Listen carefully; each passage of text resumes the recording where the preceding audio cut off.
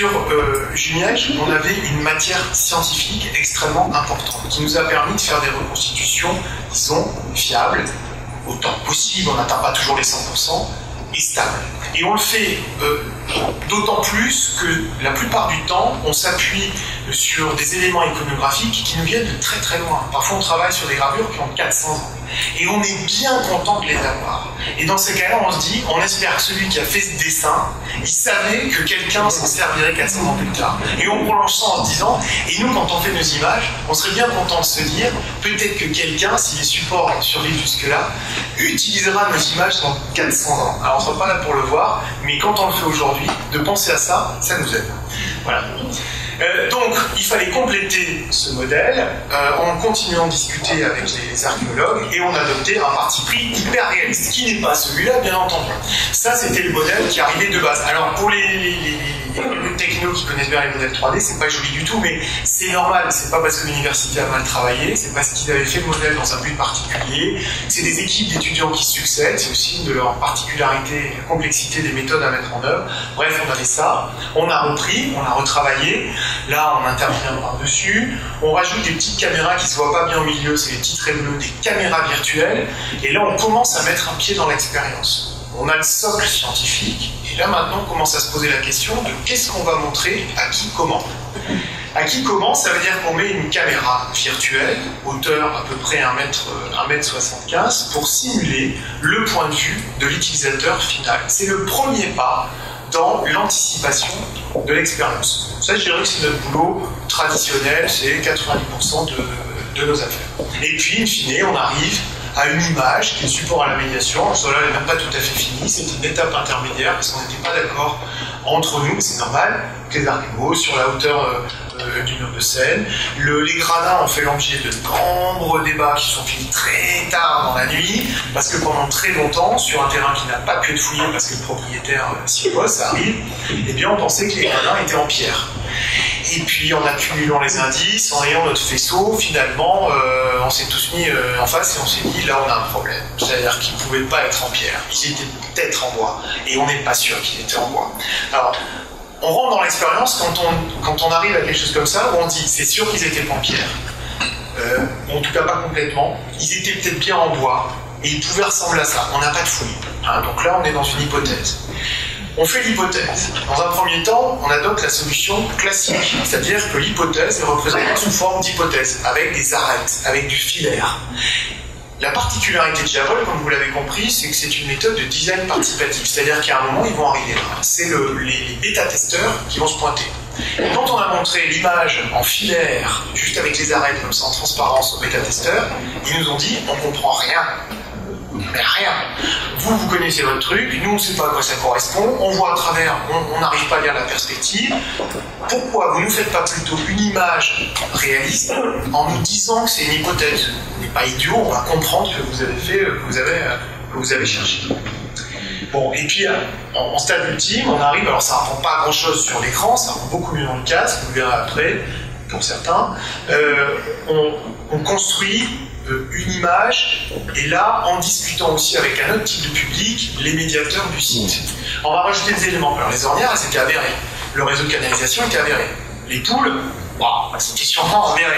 Mais c'est intéressant pour le médiateur de pouvoir dire, oui, il y avait à quoi ressemblait, autant qu'on puisse en parler, la vie dans ce type de ville. On rajoute des éléments, pourquoi pas, de décrépitude, en fonction de l'époque à laquelle on se place. Ou on rajoute des éléments de décrépitude, soit pour parler du contexte économique de l'époque, soit pour montrer un bout de colombage, et pouvoir parler de l'architecture. Vous voyez? Donc cette image, elle n'est pas travaillée finalement pour essayer de s'approcher au plus près d'une vérité dont on n'a pas grande idée, ou très peu. Elle a pour vocation d'être le support au discours de médiation. Alors voilà les bêta-testeurs. Donc, c'était une des clés de réussite. Vous avez lu les petits intitulés en haut en même temps que je parlais. Clé de réussite, la méthode participative. Moi, je ne la connaissais pas, franchement. C'est-à-dire qu'on arrive là-dedans, on se dit, oh là là, oui, je suis d'accord, il faut qu'on mette en place une méthode participative, on est obligé. On y pensait d'ordinaire, on se croyait suffisamment malin pour ne pas avoir besoin de demander l'avis aux gens, et en même temps, mettre en place une méthode participative, pour nous, ça voulait dire, ça coûte cher, on n'a pas le budget, donc on va faire l'impasse, et nous, experts, on va imposer notre solution géniale. Bon, là on a été obligé de faire autrement, donc on a appris, on est allé se renseigner auprès de l'université à Bordeaux, on leur a dit comment on fait une méthode participative, alors là, un petit schéma, méthode en double diamant, etc., d'accord. Donc, pour faire simple, on a recruté, avec l'aide du musée, 40 bêta-testeurs, tout public, hein, des familles avec leurs enfants, des habitants du village, dont la plupart, il faut bien le dire, n'avaient jamais mis les pieds au musée archéologique, représentatifs de toute la sociologie du village, des chasseurs, des bûcherons, des médiateurs de musées, etc. Voilà, des enseignants, des gens qui étaient, on a fait ça à des périodes plutôt de grands week-ends ou de vacances, donc des touristes, des gens qui étaient natifs du lieu mais qui étaient partis travailler à Paris et qui revenaient pour le week-end, enfin bref, une sociologie vraiment très large. Et ces gens-là, on les a réunis 3 fois. Une première fois pour leur mettre dans les mains et sous les yeux des contenus pas du tout finis, de la maquette blanche, on n'était pas encore, on s'était pas mis d'accord avec les archéologues, on savait pas quel outil on allait choisir, donc on leur a mis dans les mains un smartphone, une tablette et un casque, avec des contenus pas finis. Entretien semi-directif à l'issue de l'expérience, grille d'évaluation qualitative en une quinzaine de critères qui concernaient l'ensemble du périmètre. C'est-à-dire, est-ce que vous avez trouvé que les appareils dans les mains étaient lisibles, est-ce qu'ils étaient trop lourds, est-ce que vous avez compris ce qu'on vous a montré, etc. Et on s'est baladé sur le site avec eux, avec ces outils. Première fois, à l'issue du premier test, évidemment, on en tire un certain nombre d'enseignements, ce qui nous permet d'ajuster notre réalisation. Entre-temps également, on affine le dialogue et les contenus avec les historiens et les archéologues. On arrive une deuxième fois avec un nouvel outil, toujours tablette. On avait éliminé le smartphone entre les deux époques parce que les gens nous ont dit, bon ça c'est trop petit, ça ne nous convient pas, ce qu'on préfère dans les 3, c'est la tablette et le casque. Très bien. On revient la deuxième fois, les contenus étaient beaucoup plus aboutis. Et on avait perfectionné un certain nombre de choses dans les interfaces. Alors qu'est-ce qu'on a amélioré dans les interfaces? Alors, voilà, ça c'est les gamins. Alors, pièce essentielle, les enfants. Les adultes aussi étaient assez cash, mais les enfants sont particulièrement cash et très enthousiastes. Alors c'est presque un remake des singes, vous savez, Mortosocule. Alors là, ils sont en plein dedans, avec la capacité particulière des enfants à s'immerger instantanément dans une image à 360 degrés et à vivre pleinement l'expérience qu'ils ont sous les yeux. Donc eux, ils étaient immédiatement en l'an 150, et ça c'est vrai que c'était assez rigolo. Est-ce que j'ai mis ça? Voilà. Après des petits graphes. Donc qu'est-ce qu'on tire comme enseignement? Difficile à dire parce que je ne vous ai pas mis à quoi correspondaient les 15 points, mais j'ai pas la place, j'avais pas le temps, donc je vous le fournirai en annexe et en supplément plus tard. Bref. Donc c'est simplement l'appréhension du public sur ce qu'on leur donnait. Qu'est-ce qu'ils nous ont dit? Parce qu'on avait aussi un verbatim. Alors voilà, ça c'est typiquement en phase d'itération les remarques du public. C'est je comprends pas, je n'ai pas de repère visuel, je sais pas où je suis, c'est un peu trop sensible quand on touche, tout un tas de phrases comme ça, de ressentis, qu'on regroupe ensuite bien entendu pour déterminer les axes de travail qui nous attendent. Alors parmi les enseignements essentiels de cette démarche, qu'est-ce qu'on a? On a le fait que, je ne me rappelle plus de la diapo d'après, voilà, sur les 3 outils, ce que le public a préféré, c'est le casque. Pourquoi? Pas parce qu'il était forcément vraiment supérieur technologiquement à la tablette, non. Simplement parce que c'était lui qui permettait d'avoir la meilleure expérience d'immersion. Voilà. Et c'était le critère essentiel du public. Je veux m'y croire. Donc je veux bien voir les trucs, mais sinon que je peux les voir à 360 degrés, c'est ça que je veux le plus. Donc, c'est le casque. In fine, pour la collectivité, on a quand même développé la version tablette pour que des gens puissent le télécharger, parce qu'il y a peu de gens qui sont équipés de casque. Donc on a quand même gardé les deux versions. Mais sur le site en lui-même, le public a dit « moi je veux du casque ». Deuxième enseignement très important, on a fait ce qu'on fait d'habitude, c'est-à-dire qu'on a fait des interfaces avec des boutons. Et le public nous a dit, presque pas de manière unanime, hein, certains étaient plus à l'aise que d'autres, mais globalement c'était quand même une conclusion importante de dire « foutez-nous la paix avec vos boutons, on ne sait pas ça sert à rien ». Moi, je suis bûcheron, j'ai les gros doigts, j'y arrive pas avec votre pavé tactile. Moi, je suis chasseur, je me sers surtout de mon index, j'y arrive pas. Je plaisante. Donc voilà, on n'y arrive pas, on comprend rien. Moi, je suis myope, moi, je suis fatigue, moi, je sais pas quoi. Virez-nous tous les boutons. Donc, on a viré tous les boutons, comme ceux qui testeront pourront s'en apercevoir, pour travailler sur une interface entièrement au mouvement de tête. Les médiateurs nous ont dit, parce qu'il faut les écouter aussi, nous ont dit, attendez, votre truc là, moi je veux pas me prendre la tête quand j'ai... il y a des fois j'ai du monde quand même au musée, d'accord? Donc je veux pas passer 5 minutes par appareil pour leur expliquer comment ça marche. Donc ils rentrent, ils prennent le truc, je leur mets sur la tête, ils s'en vont, et voilà, pas plus d'1 minute 30 par personne. Très bien, donc il faut que ce soit super simple. Et je gère pas les bugs. D'accord, donc il faut que ce soit complètement nickel. Au-delà de ça, les médiateurs se sont aperçus d'autre chose, qu'ils avaient un petit peu en tête. C'est que c'est super sympa de faire une visite avec un groupe équipé de casques. C'est très rigolo. Vous allez le voir parce que je vais prendre un cobaye. Il me reste 5 minutes, je vais en prendre 10 minutes, je vais en profiter pour faire ça. Donc vous vous baladez sur le site, vous mettez les casques, pareil, les gens sont dans le monde antique, évidemment. Je ne vais pas vous raconter ce qui se passe parce qu'on va le faire en vrai. On va le faire en vrai, voilà. Et je regarde. On va le faire en vrai, et c'est là que je vais avoir besoin d'un cobaye. Monsieur le Président, si vous voulez bien. Est-ce que je peux vous ça me paraît normal. Alors je vais vous. Alors si vous voulez bien, on va le faire sur scène.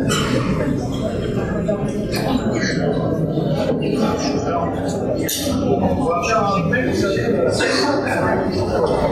Vous vous rappelez ce sketch avec Francis Blanche là c'est un du bal. Pour ceux qui ne le savent pas, j'ai une aversion particulière pour tout ce qui est numérique. Une aversion uniquement personnelle. Le directeur du numérique est là, celui de l'aglo, et là il se marre, arrête de rire. Alors, vous pouvez vous asseoir, président, si vous voulez. Donc là, vous êtes expliqué. Donc je vais vous demander, je vais faire que les médiateurs. Allez-y.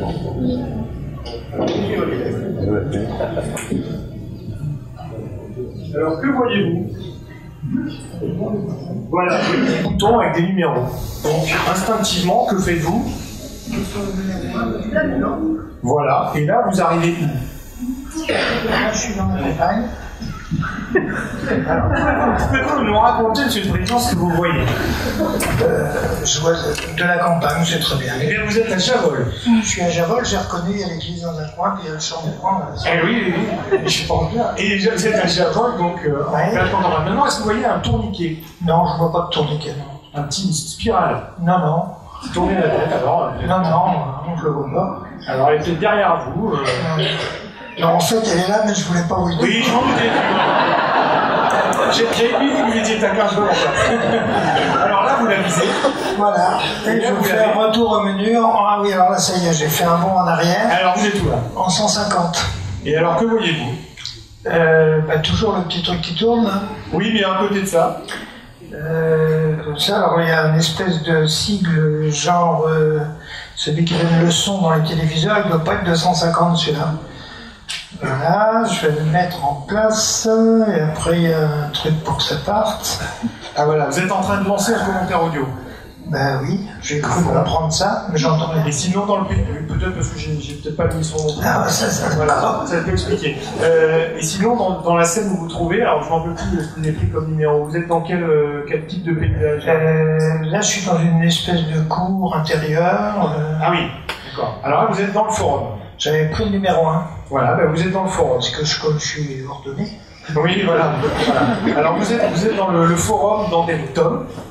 Voilà, avec au fond la basilique. C'est une basilique, oui. Voilà. C'était un peu différent. En sens antique, oui. Voilà. Vous avez quelques stèles dans l'enceinte. Voilà, quelques boutiques sur les... Ce sont des boutiques. Oui, et vous en avez tout autour de vous. Vous êtes à 360 degrés, le ciel est là, le sol est là, tout est là. D'ailleurs, vous êtes plus là. Si. Alors voilà, très modestement, hein, évidemment, je suis en train de faire ce que font les médiateurs sur les sites. C'est-à-dire, vous mettez les gens en l'an 150 et vous leur posez des questions, ou c'est eux qui vous en posent. Et quand vous connaissez très bien la scène, vous leur racontez ce que vous voyez. Alors, si vous levez les yeux au ciel, vous avez retour au menu. Retour au menu, je suis en 2017, mais ça, ça y est, je suis déjà dans la alors là, vous relevez la tête au ciel, vous levez les yeux au ciel, vous avez retour au menu. Et là, il y a un hélicoptère, donc je suis Sûrement pas. Donc là, vous faites retour au menu, vous arrivez sur les numéros. Alors, vous avez le droit d'en choisir un deuxième, si vous voulez. Un deuxième numéro. Vous êtes prêt dedans. Moi, je vais prendre le 5, alors ce que... Prenez le 5. Voilà, j'y suis. Bon, vous avez compris le système, là, j'ai plus besoin de Oui, vous. non, mais c'est bon, oui. Voilà. C'est un peu le bazar. Vous êtes sur une terrasse, là. Vous êtes sur une terrasse de Ouais, enfin bon, elle est pas large, je vais me laisser la lunette parce qu'il y a du vide là. Ah, vous n'avez pas le vertige, moi. Bah, Alors, que voyez-vous? je vois de nouveau l'église, mais sous un autre angle. Je ne sais pas trop pourquoi, j'ai dû changer de place. Ouais. Alors, vous êtes au 21e siècle ou au 2e siècle? Ah non, non, il y a des maisons récentes là. Alors, vous êtes au 21e. Alors, vous cherchez toujours la spirale, vous avez compris. Oui. Pour vous placer au 2e. Et je reviens au 2e siècle. Voilà. Ah oui, alors là, je suis effectivement dans autre chose. J'ai toujours le vertige, il y a toujours du vide. Alors, c'est plus des cailloux, c'est des poutres mal foutues. Oui. Hein. Merci. Bon. Je le dirais à mon réalisateur, mais vous êtes sur une terrasse donc d'une maison. Alors on a été obligé, il y avait des maisons à l'étage, et on a mis une terrasse, voilà, pour pouvoir, parce qu'on était sur un bureau, donc il fallait.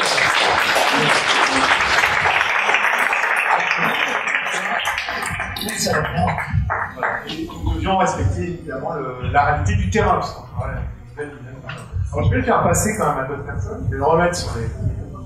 Je vais le remettre sur les sur le numéro. Monsieur le maire. Vous pouvez les garder comme ça. Oui, alors pendant que vous allez vous le faire passer, puisque. Voilà, donc vous avez compris, hein, le truc c'est ça. Il faut que ça soit tellement simple qu'on n'ait pas besoin d'expliquer. Mettez le casque et puis tout le monde a compris comment ça fonctionne. Voilà. Et après, c'est un jeu. Alors, ça fonctionne aussi en médiation dite autonome. C'est-à-dire qu'on peut très bien envoyer les gens sur le parcours avec le casque sous le bras. Et puis, bah, ils sont capables de faire l'expérience tout seuls quand on n'a pas le temps de s'en occuper, puisque vous avez compris qu'il y avait des commentaires audio. On peut mettre des textes, on peut mettre des vidéos, tout ce qu'on veut. Alors, en termes économiques, c'est un projet qui a coûté à la région Occitanie 75 000 €. Hors matériel. D'accord ?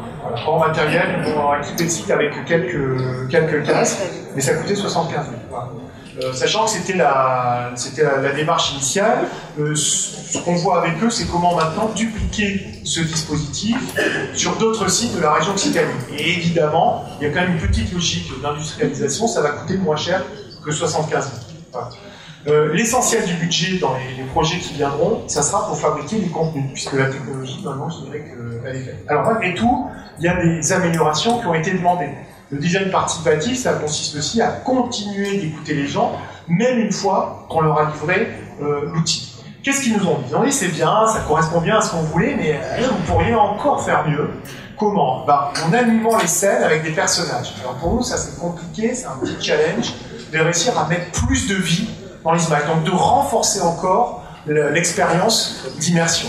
Rajoutez-nous aussi des bruits d'ambiance. Hein, faites-nous revivre un peu là, ce qu'on pouvait entendre comme son à l'époque. Alors ça c'est super compliqué parce que qu'est-ce qu'on pouvait... Il y en a on peut déduire évidemment, mais qu'est-ce qu'on entendait comme son en l'an 150 en Veritome, ça mérite de se creuser un peu la tête. D'améliorer ici la relation entre le présent et le passé. Là, vous avez compris qu'on transite à l'aide d'une petite spirale, donc un passage.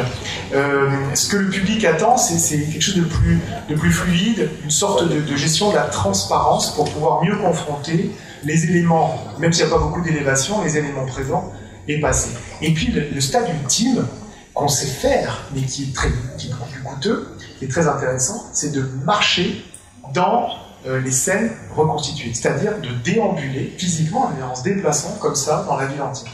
Alors ça, c'est le monde virtuel. on sait le fabriquer, mais il y a une condition qui n'est pas technologique pour que ça marche, c'est que là, nous soyons capables d'avoir un modèle sur l'ensemble, ou tout au moins les rues principales, de la ville antique. Ce qui nous renvoie à la case départ, si on n'a pas les matériaux scientifiques, eh bien on ne peut pas délivrer une expérience de qualité. Voilà, c'était ma conclusion. Merci beaucoup.